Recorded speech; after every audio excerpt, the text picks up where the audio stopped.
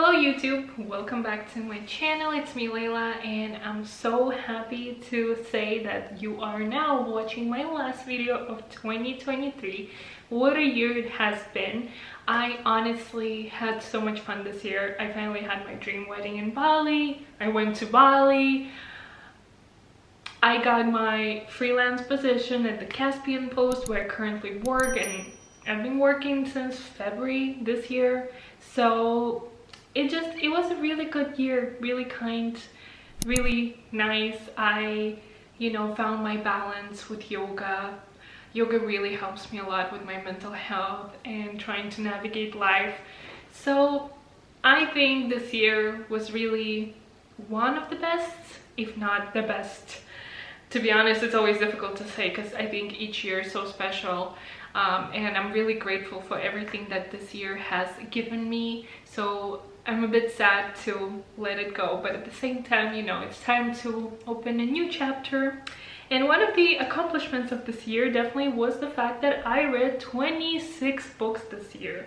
My goal for this year was 20 books. I don't remember how much I read last year, but definitely less than 20. So when I decided to go for 20 as the number that I put on Goodreads that I will read this year, I was a bit scared. Like, I've never read so many books in 1 year. How am I gonna accomplish it? And then it just happened. I reached 20 and then it was 26.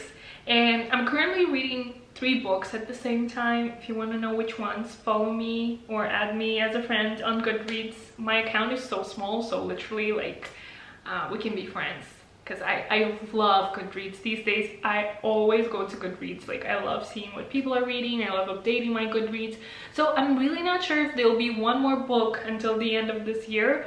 But I think, you know what, let's just wrap it up because I need to edit this video and post it. And I just want to finish up this year with the book video. So in this video, I'm going to be sharing with you the worst books, and then we'll slowly build up the momentum to reveal the best books. So I'll start from 1-star reads to 2-star reads, 3, 4, and 5. And actually, I thought I'll have less 5-star reads, but I actually have the most 5-star reads out of all of them. So yeah, I guess it was a good reading year. So without further ado, let's begin, because we don't have forever for me to share all 26 books and all that I think about each one of them. So there's actually only one book that was rated a star and it is Jeffrey Eugenides' The Virgin Suicides. So this book actually reveals the story of 5 sisters, Lisbon sisters. That's their last name, not the place where they were. Because when I was reading, I was like, wait, Lisbon sisters? Like, they live in Lisbon? Or that's their last name, apparently. So 5 Lisbon sisters, one after another, takes their lives. And our narrator, that never reveals himself, but it's a he, is one of the neighborhood boys who, years after these mysterious incidents took place, tries to go back and remember how it all was. And it sounds really interesting, really mysterious, and yet I was so bored. I couldn't wait for this book to be over. By the way, the cover is another reason why I bought this book, because I was like, it's so trendy. It looks like typical book talk cover, right? Like, I need it in my collection. And what I didn't like about this book that really made it so difficult for me to read is how creepy his portrayal of these underage girls was. And honestly, just a lot of creepy vibes, because it's underage girls, and it's a lot of talk about how one of the sisters was so sexual, and I don't know, it was just really weird for me as a woman to read it. And I don't know why I didn't pick up on the fact that it's a dude. It was written by a man. Somehow I didn't even think when I was buying it, but I think the more I read, the more I realize I don't like reading books by men, because they always portray women not in the best way possible. It's just like objects. And oh my god, my dog is sitting right next to me and she farted. Show yourself to the world. Show yourself to the world. Show how you fart a lot. Mommy is trying to film and you're farting here. Do you know what you're doing? You farty doggo. It stinks. It stinks. Girl, you stinky. You stinky butthole. So Luna today is helping Mama rate her favorite books. So she's chilling here with her butt facing me, and I almost died from the smell. My beautiful dog, but so stinky. And moving to 2-star reads, I have 4 books here. So let's start with the latest addition to the 2-star collection, and that is self-help book Think and Grow Rich by Napoleon Hill. So this is regarded as the very first self-help book, the evil from which it all started. Honestly, the reason why I gave it 2 stars and not 1 star is because I know self-help books are regarded in the intellectual community as like really low level books, but I still think that books like this one can be helpful for those who got lost, who need some pep talk, who need someone to believe in them. And for that reason, I really don't judge those who read a lot of self-help books. I honestly bought this book thinking it will actually be helpful in my financial decision making, because I'm at that age where I really want to become smarter with money, and I never was taught that because you guys know I was growing up poor, so it was always just trying to survive, so survival mode on. And then when, you know, things got better, I just was always like spending money because I was always so afraid that like money will end one day and I need to keep on spending, you know, until it's over. So I still am looking for answers, right philosophy. Unfortunately, this book did not give me that, but I think it was really great at kind of reaffirming my inner monologues in trying to become successful. I know successful is like this, you know, outdated word for our generation. It's just like we see the world the way it is, and the whole become successful American dream bullshit, like so many people realize it was just bullshit. But still, I feel like reading this was helpful for me at the end of the year to kind of look back at my life in general. And now in my late 20s, I'm gonna turn 29, so that's like last year of my 20s. So it was really great for that reason, but like I said, I wanted it for different reasons, and 2 stars only and not more, like 3 or 4 at least, because it was really just repetitive stuff. And this book is outdated because he wrote it, I think, in the 60s or something, and the examples he's giving are all these like white men, middle-aged white men like Ford, Carnegie, and men like that, that we know how they got to be rich. So the fact that he values them and their opinions and how they became successful, it's just not right for a left thinking individual like myself.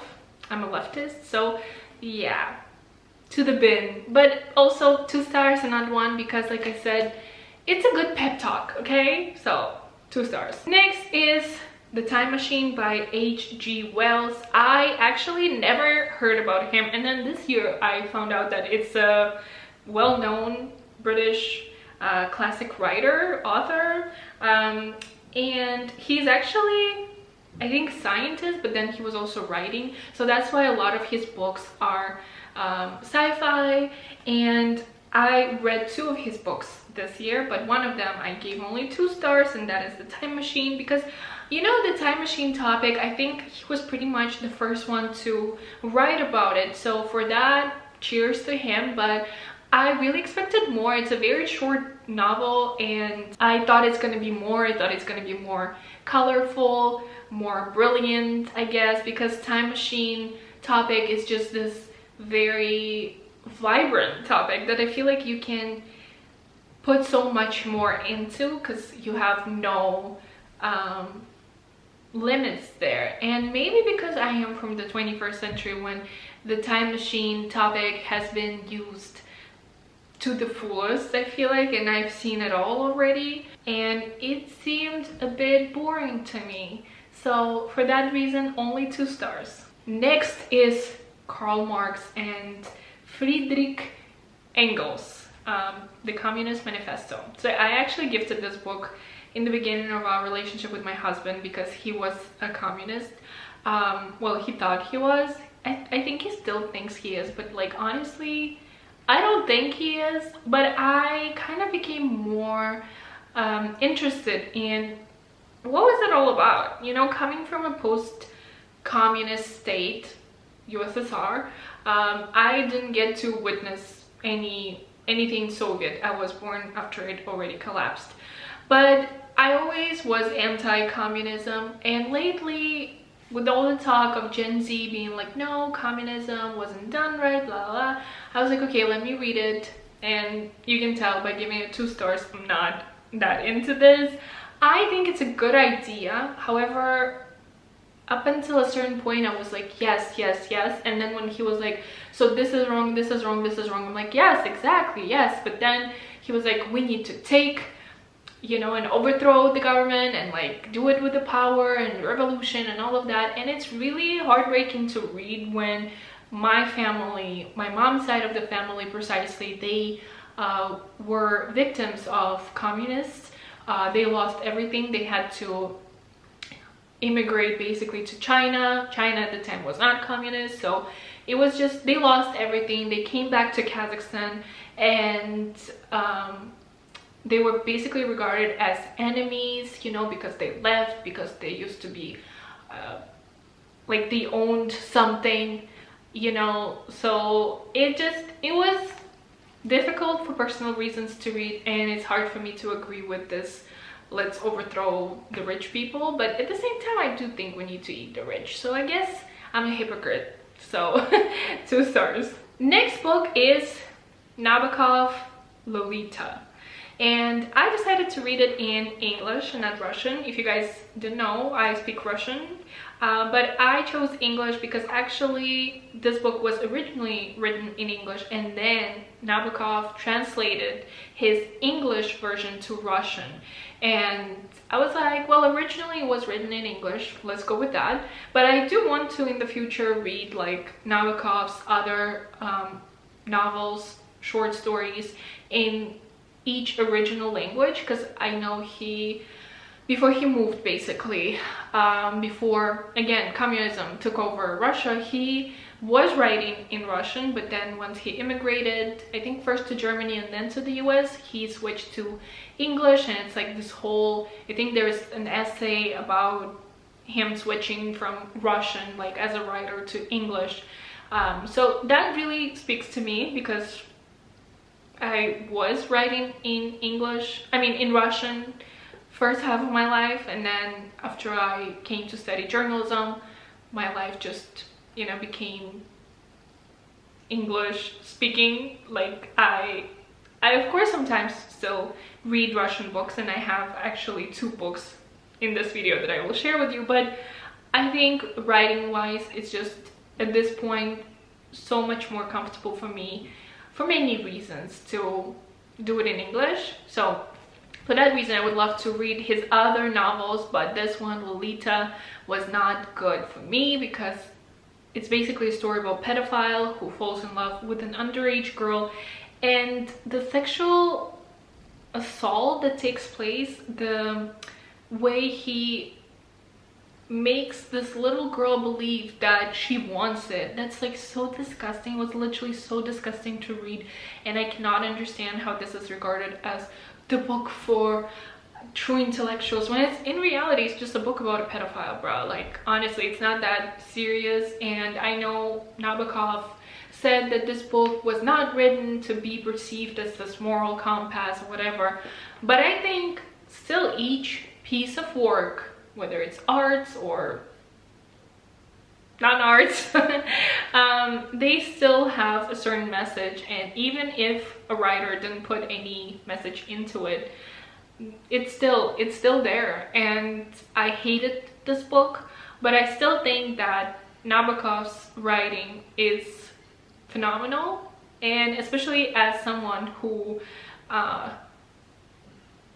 knows what it's like to write not in your first language, that's inspiring. And I know it's like, girl, chill, you're not Nabokov. And I'm not saying I am. All I'm saying is, I think for his writing only, I'm giving it 2 stars. But the topic was so disgusting. Like, I have no other word. And I read it in the summer. And actually the book is ruined because I took it to Bali with me. So I was reading it in a swimming pool, literally, at our hotel. And I was like taking it to the beach. So this is what happened to this poor book. Okay, are you still here? Because we are approaching 3-star reads, and I have 4 again, and maybe you got to see what is there. But let's start with the author that we already introduced. So H.G.Wells The Invisible Man. This one was the first one. So The Time Machine I read after this one, and I really enjoyed this one. But the reason why I gave it only 3 stars is because sci-fi is not for me. And I realized that after reading 2 sci-fi books this year, and both of them are H.G. Wells. I think it was really interesting. I love reading classics because I feel like only good ones stay, so you already know that if it's being recommended, if people talk about it, you will enjoy the writing at least. But plot-wise, I'm much more spoiled with plots in regards of like sci-fi themes.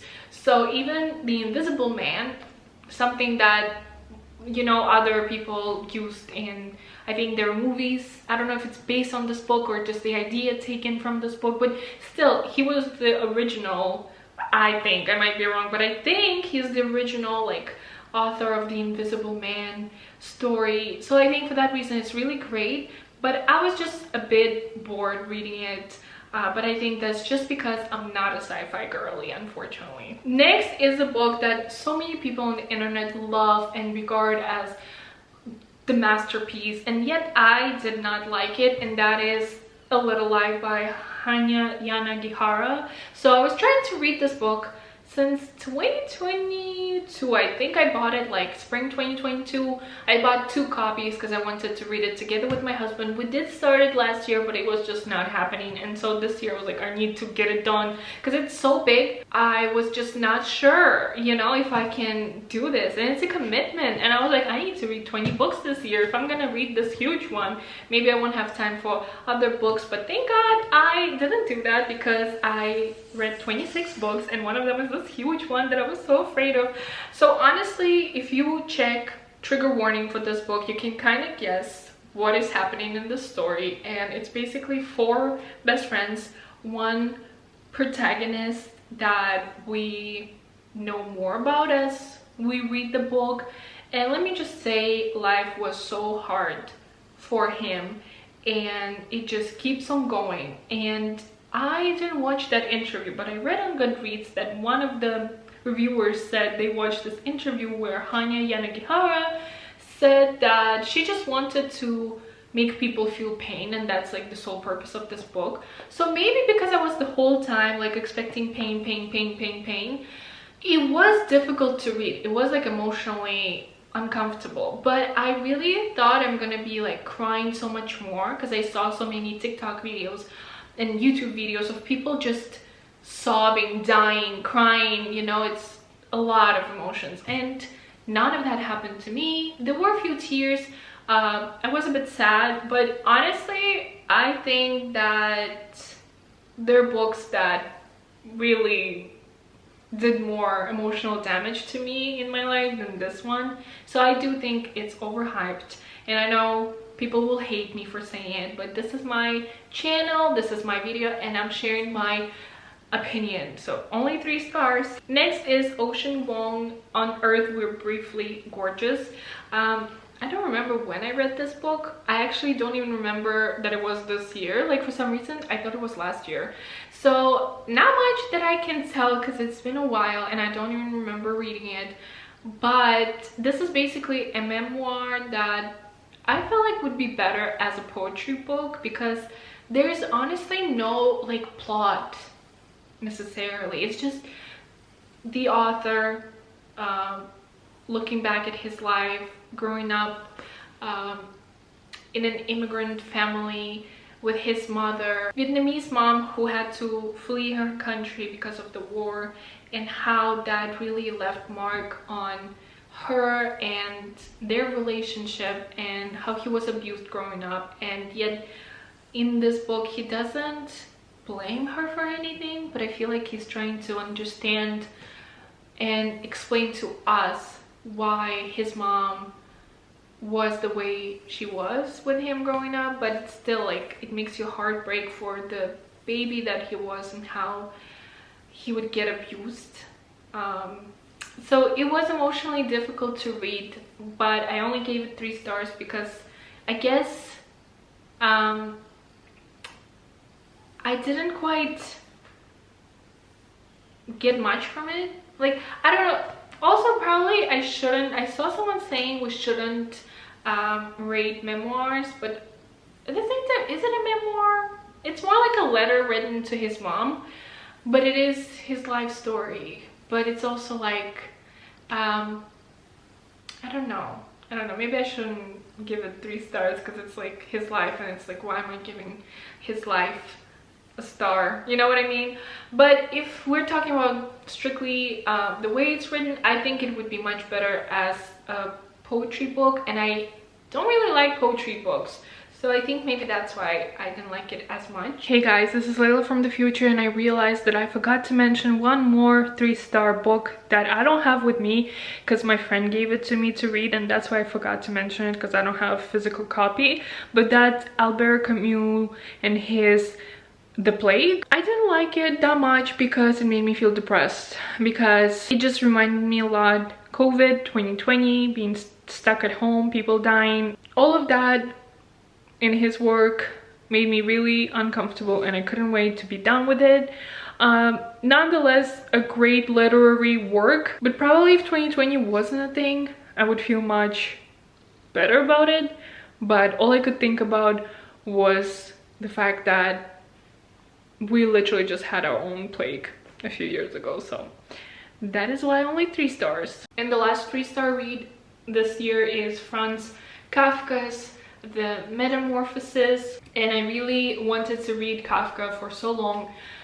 If you guys don't know, I live in Prague, and this is the city where Kafka lived, died. I actually used to live not far from his cemetery, like, I mean the cemetery where he is resting.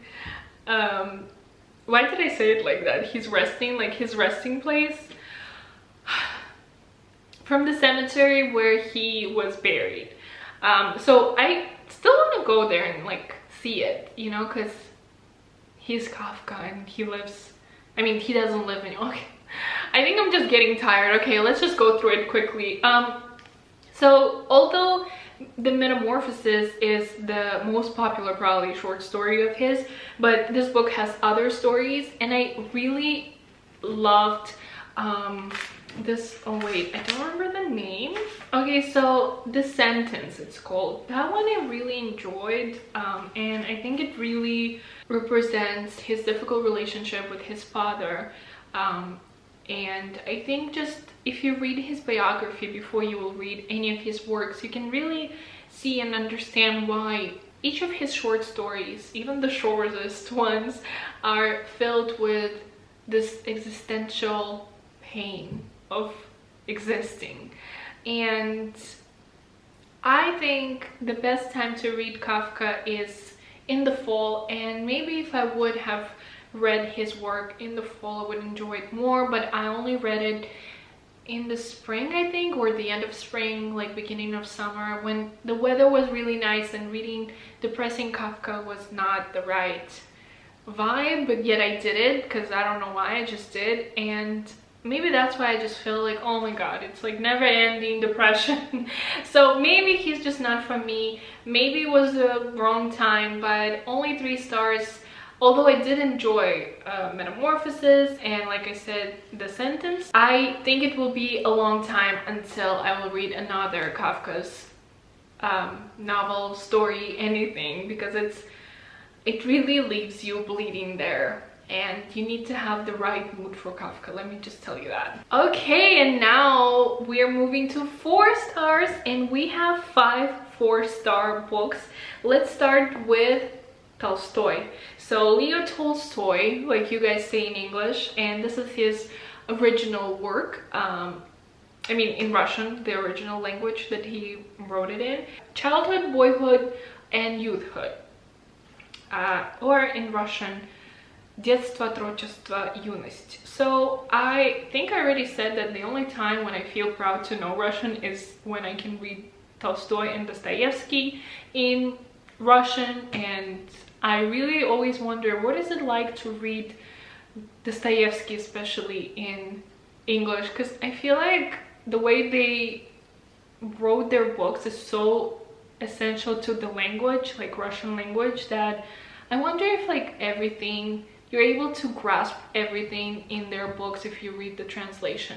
Either way, this one only gets 4 stars because, well, actually Tolstoy himself, like he wrote it in the beginning of his writing career, and later on he wasn't quite a fan of his of this book, this, you know, 3 parts of his life. It's semi-autobiographical, but it's written in a very simple way. Like I feel like if you would tell me this is not Tolstoy but some other unknown writer, maybe I wouldn't even think much of it.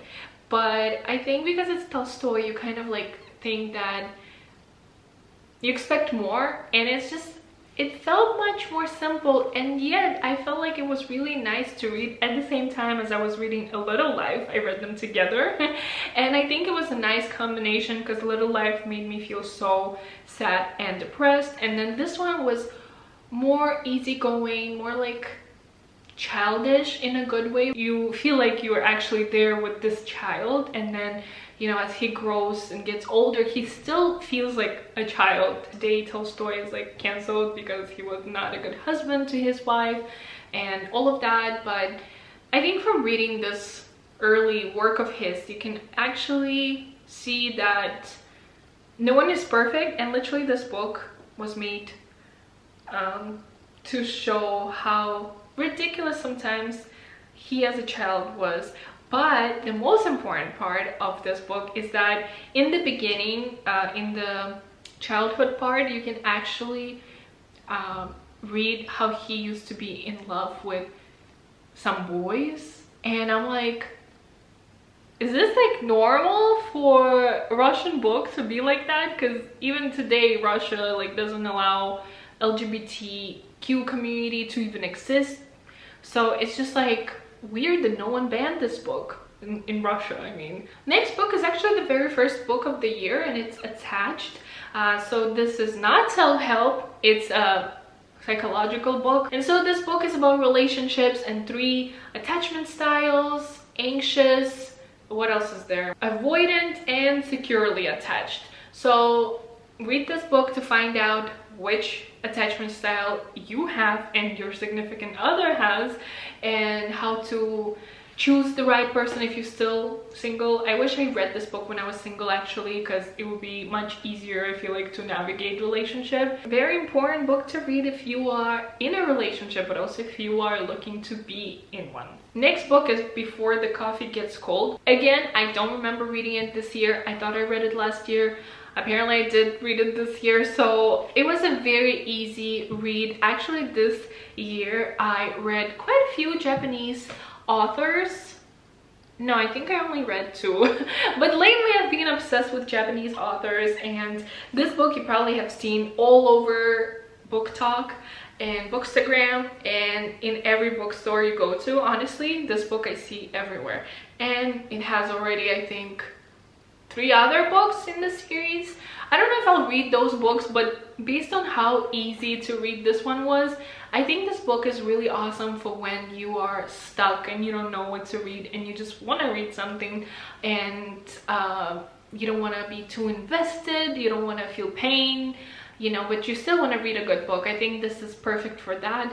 And it is time traveling, but this time traveling is more fun and it's more emotional, but not in a little life way where you literally like need to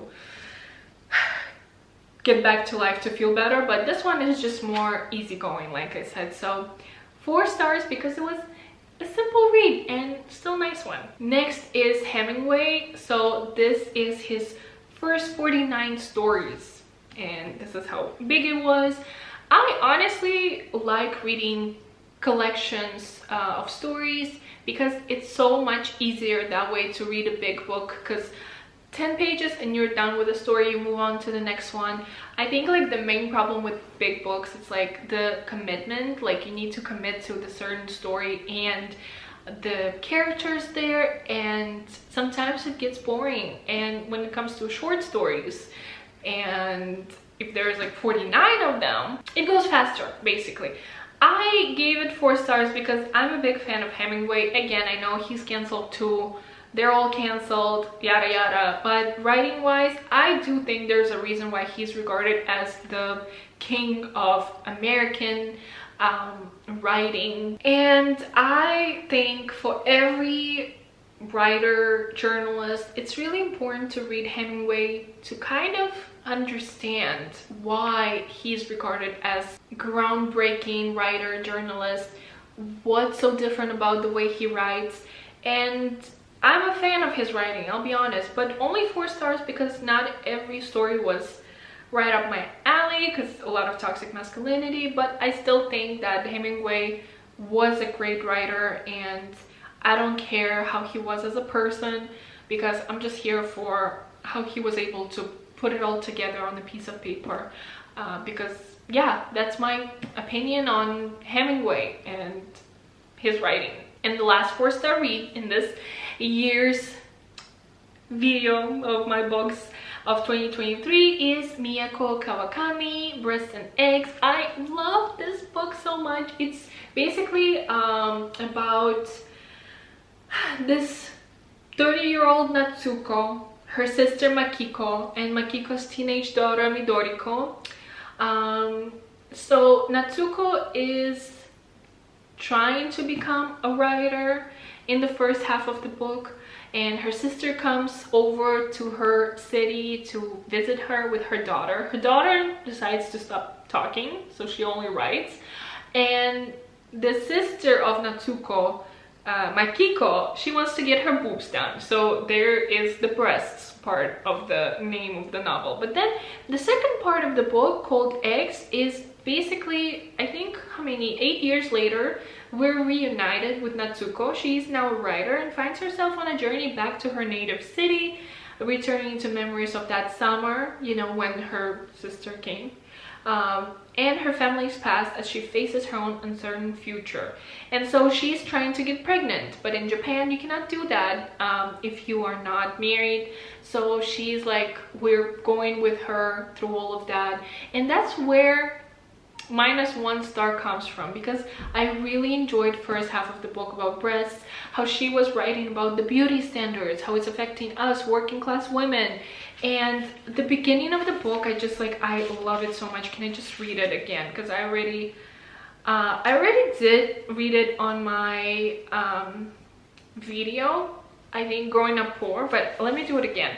If you want to know how poor somebody was growing up, ask them how many windows they had. Don't ask what was in their fridge or in their closet. The number of windows says it all. It says everything. If they had none, or maybe 1 or 2, that's all you need to know. So there's a lot more in this book, but this was when I was like, oh my god, it spoke to me. I love it so much. So I would definitely give it a 5-star review, but only 4 stars because just the eggs part, I couldn't relate to it, and I felt like it was too long. So for that reason, only 4 stars. But after this book, I fell in love with Mieko Kawakami, let me tell you that. And that is why now we're moving to 5-star read. Here are all the 5-star books that I have. And we start with Mieko Kawakami and her Heaven. So after reading Breasts and Eggs, I realized that I need to read every single book by Mieko Kawakami, and I went and bought Heaven because I saw it a lot even before I bought Breasts and Eggs. But I honestly didn't know what to expect from this book, and I thought it was young adult literature, and I'm really not into that. I'm a 28-year-old woman, obviously not into young adult stuff. I had my time when I was into it, now it's done. But then I am so glad that I read this book because it's so short, it's so simple, it's written so like nonchalantly, like such an easy read, but yet the topic that she covers or uncovers, bullying at school, the problems that teenagers face, being different than others, being regarded as weird or not beautiful or having any imperfections and therefore being bullied for it, all of that was so beautifully put together, where we, together with the main character, are wondering what's the point of anything, and why are some people good and why some people are bad, and like what makes some of us evil, and where's that line, and why is the world the way it is there heaven after death? Basically, really great book, and I gave it 5 stars because it was so short, easy to read, and no dragging. Maybe if it was also too long, like Breast and Eggs, I would give it 4 stars, but I think like for a short novel it was pretty awesome, so 5 stars for that reason.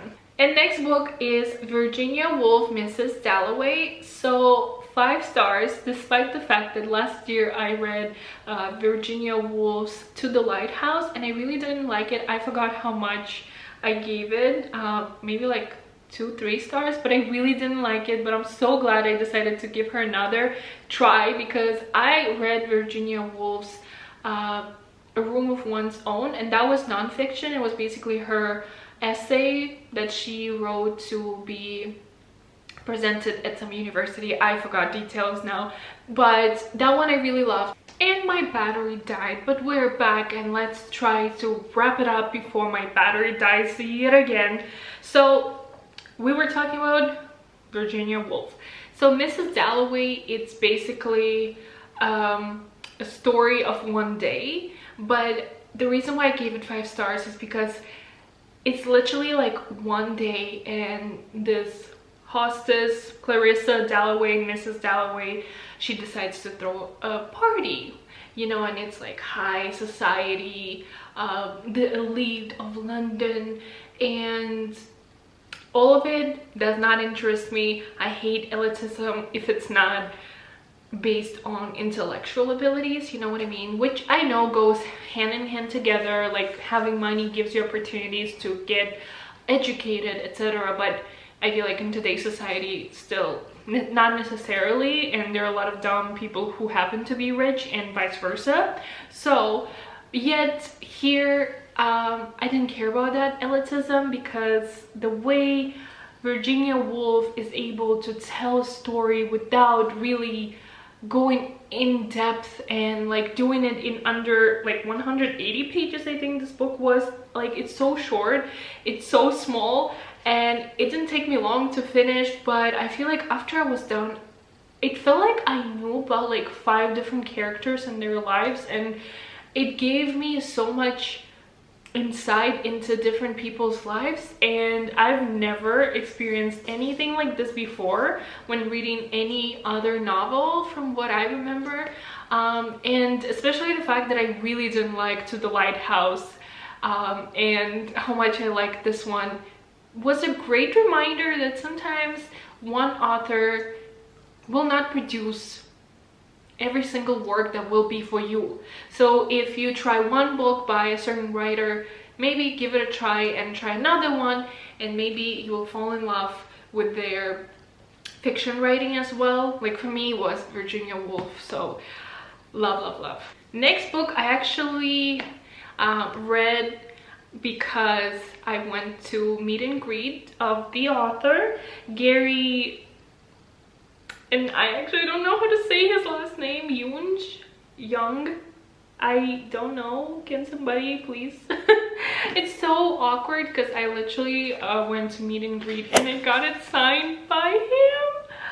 Oh my god, it says To Layla in Solidarity. So Dispatches from the Diaspora is a collection of articles written by Gary, the ex-columnist of The Guardian and current sociology professor at the University of Manchester. Yep, that's right. So he actually was editor-at-large at The Guardian, and in this book, which I think is his 4th book, I might be wrong, maybe 5th, but this is the first one I read. So this one focuses only on race and basically being black, and Gary is a British citizen who at some point moved to the US and was reporting from there. But this book specifically focuses on everything concerning race and being black, and it was such a great book. And it's definitely not one of those books that I think you will just like, you can just swallow in one go. Like, I think you just definitely need to take your time, because each article is like, it's a column, right? So I feel like you need to take your time, not to rush with it. But I think it's not for everyone. I gave it 5 stars because I'm a journalist, and when reading this I was literally inspired for my own writing and reporting. So I think if you are not big on journalism, maybe this book is not for you, but I would still recommend everyone to give it a try, because I think it's really important to read contemporary works on current issues, and race is a major one still. And I really agree with Gary's views on many things, and I think it's so refreshing to read someone who is very realistic about current events. I did try to invite him to my podcast, and unfortunately I got no answer, but I read his book and I would love to discuss with him more about it. So manifesting maybe one day. Our Women on the Ground, essays by Arab women reporting from the Arab world, and I interviewed the editor of the book, Zahra Hankir.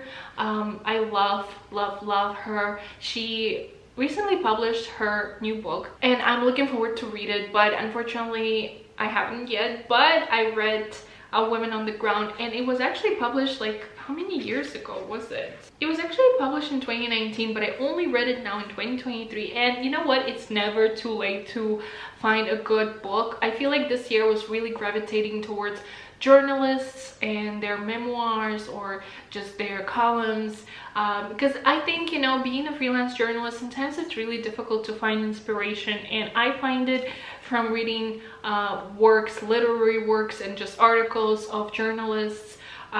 It inspires me. It reminds me why I'm doing this, and this book was one of those books, as it's written by Arab journalists, women journalists. That's very important to mention. It really was so empowering, because in this book each essay focuses on their stories and how they became journalists, how they are journalists, what it means to them, and representing the region that so many times throughout the years, especially in the Western society, was misrepresented. It's such a brilliant book. Like, it had to exist, and I'm so grateful to Zahra for putting it all together. It's really brilliant, and I'm not just saying it because I absolutely adore Zahra, but because it's just that amazing, and I recommend everyone to read it. And especially if you're a journalist, you have to read it. Okay, and now back to fiction. And here we have Kazuo Ishiguro and his, I think, latest book, Klara and the Sun. I heard so much about it. I saw a lot of it on Instagram actually, and I enjoyed the cover. Like, I'll be honest, I only bought it because of the cover. Well, not because of it only, but major reason why it was the cover, because it's so gorgeous. Like, I don't know, I am a sucker for a beautiful cover. I'm a millennial. I buy books based on their covers, sometimes, not always. And this was my second book by Kazuo Ishiguro, and I liked it so much more than the first one, Never Let Me Go. And I know it's controversial because a lot of people love Never Let Me Go. It actually was made into a movie. This one, however, I saw so many reviews of people saying they could not finish it because it was too boring. So when I bought it, I was like, oh my god, what if I won't like it? Should I buy it? But I'm so glad that I did, because I literally could not stop reading it. I also read it in the summer, and I feel like it's perfect time to read this book in the summer. There are some books that you just need to choose the right season for them, and this one is definitely worth it to wait for the summer and pick it up for your vacation maybe, or when you're going to the swimming pool or to tan in your city, you know what I mean? Like, the sun part really hits stronger when you feel the sun on your skin, because I think reading this in the winter would not hit the same.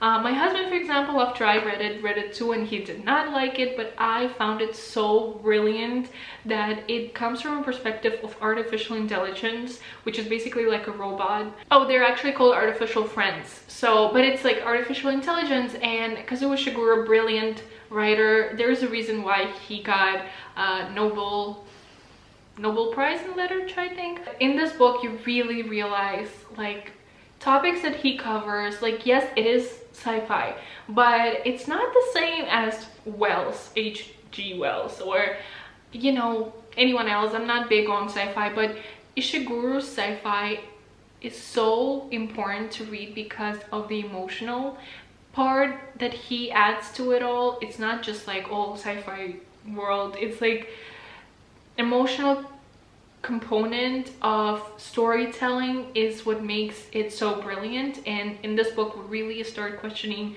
can artificial intelligence feel emotions? Can it feel empathy, compassion, love, and all of those feelings that we only attribute to people and maybe animals? It was interesting because I sometimes do think about it, and then when I was reading this book, I'm like, oh my god, literally that's what I was thinking. So I loved it, but I know it's not for everyone, unfortunately, so you decide. Next two books, I'll just go ahead and share them together because it's the same author, Joan, Didion, and let me tell you what I mean. And Slouching Towards Bethlehem, these are the most beautiful covers. The first time I noticed Joan Didion was because of Instagram and how beautiful book covers of her books were, and that made me intrigued, and I was like, who is she? And I think I actually found out about her when she already passed away. I know, how could I, like, I should have known her before, but nonetheless, she is my icon. Like, she was a journalist and writer, and when I read her, I literally am like, I want to write like you. I want to be you, like, writing wise, you know, career wise. She had a very hard life, and last year I finished the year reading her most famous, probably, I think it's regarded as memoir, The Year of Magical Thinking. I actually have it close by, luckily, and like, honestly, starting from this book, I think was the best decision ever, because knowing her as a person who survived such a heartbreaking event in her life, because this book is about how she lost her husband, and that 1 year after he passed away, how she was trying to, you know, keep on living, and knowing that after death of her husband, she lost her daughter as well. And she wrote a book about that, I think called The Blue Nights. I haven't read that one yet, but I know I'm gonna cry because reading this one was heartbreaking. And when she was writing this, it was before her daughter passed away. So like, reading this knowing that she had more pain coming her way, it was heartbreaking. But these two books, they are collections of her stories, essays, articles. So it's just journalism yet again. As you noticed, I love my journalism collections. So for me, Joan Didion, forever my icon. I want to read all of her books, and I'm really trying not to swallow them all in one go. I'm trying to, you know, do it one by one. Whenever I feel like inspiration is leaving me, I just need to read Joan Didion, and I can read and write again. You know, like, that's my trick. Like, that's how I inspire myself to continue being a journalist and writer, because sometimes I don't know, it's so difficult when you don't have a team and you just work on your own.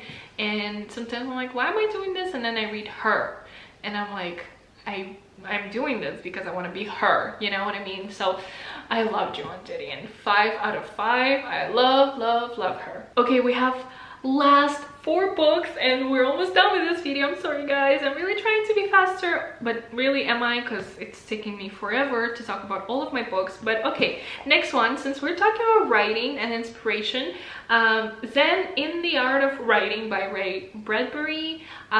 This is the second book I read by him. Of course, I read his famous 451 Fahrenheit, or how's it called? So you know, the one where it's like about burning books and all of that. That was so long ago when I read that. I was still a teenager and I remember liking it.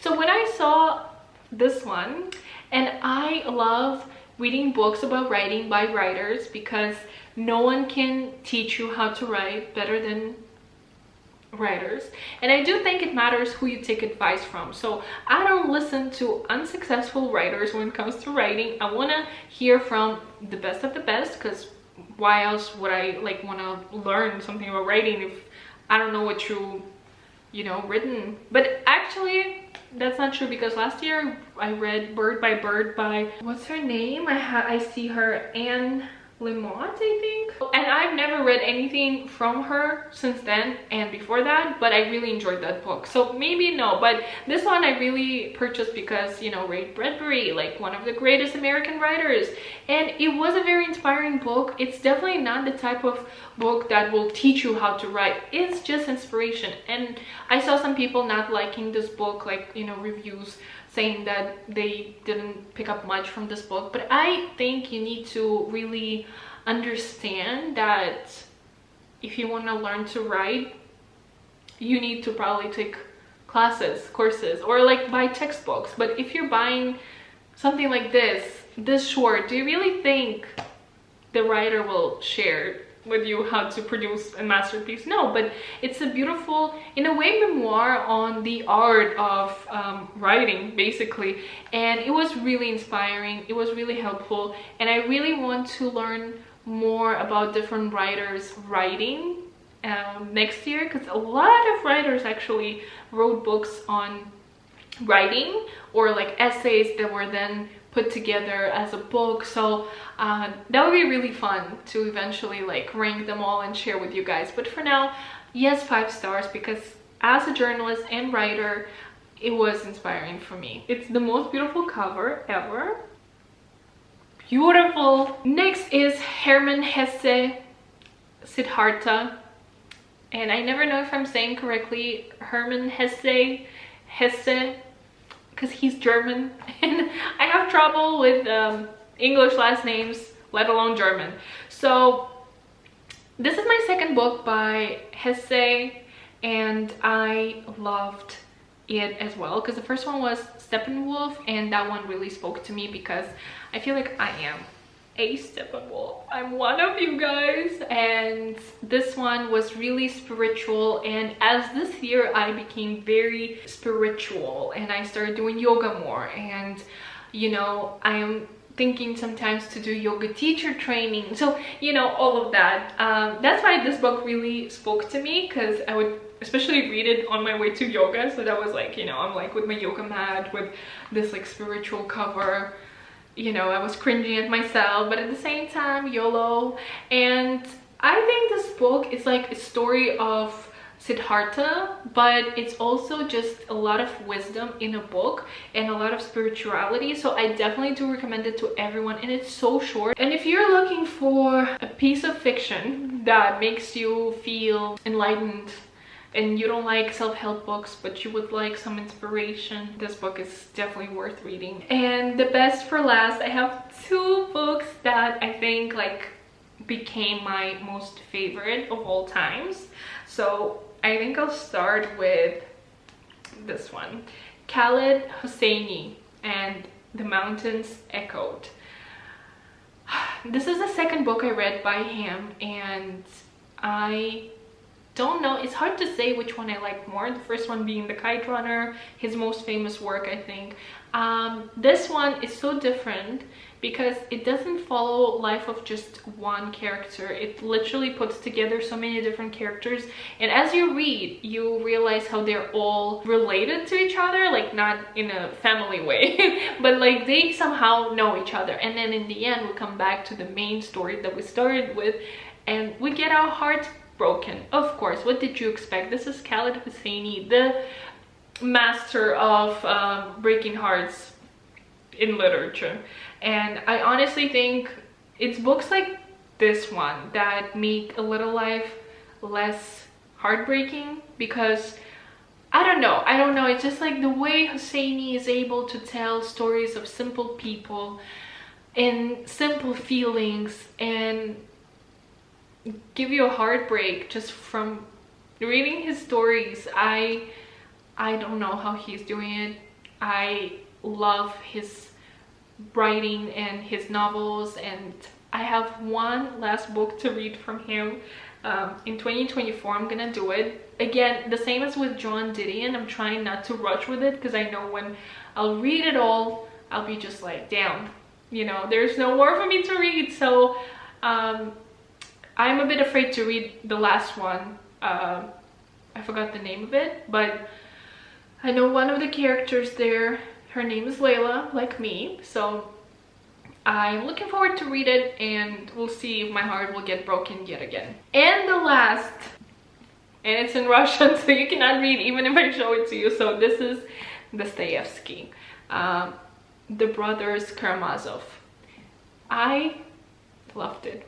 I think I read Crime and Punishment, I don't remember which year, but this one is now my favorite by Dostoevsky and my favorite overall. But this one was quite an adventure, and it took me a few trials. So I would start it, then I would stop, then I would start again, and you can see the cover of it is actually ruined because I was touching it too much and I was reading it for way too long. But I don't care, because that's how you know that I read this book. It went through a lot with me, and basically it's so difficult to explain Dostoevsky's books, but if I need to put it in a few sentences, this book follows three brothers, Karamazovs, you know, and their father, and it talks a lot about religion, faith in God, and in a way it's like Nietzsche and his God is dead versus Dostoevsky and his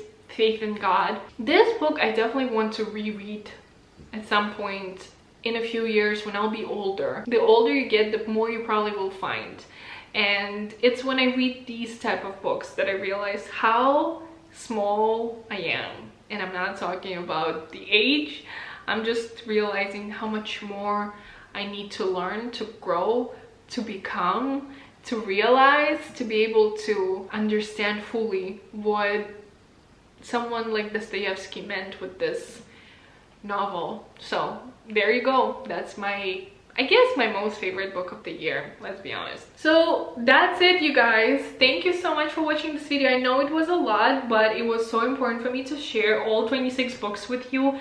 I don't know how many I'll read next year. I do want to read 30 next year, but also I'm like, you know, you never know. Sometimes some years it just happens, and some years maybe not. And so I'll do my best to achieve my goal next year, but I'm nonetheless happy that I did it. And this year I read more books than I ever did in 1 year. So 26, that's a lot for me, and I'm gonna celebrate that number, even though I know there's a lot of like YouTubers, book talkers, bookstagrammers who read like 26 per month or whatever. But that's my personal win, and I'ma celebrate it. And thank you so much for watching this long video, and thank you so much for supporting me this year. I really hope to see you next year, and I wish you all the best. I hope you had a great 2023, and may 2024 be even better and happier and more successful, and may this video inspire you to read more. I don't know. So let me know what was your favorite book of this year, and if you enjoyed this video, you know what to do. Give it a big thumbs up, don't forget to subscribe, click that bell to get notified about my new video, and I will see you next year. Happy New Year! Goodbye, guys! Happy New Year! Happy New Year! Happy New Year! Happy New Year! Do you want to say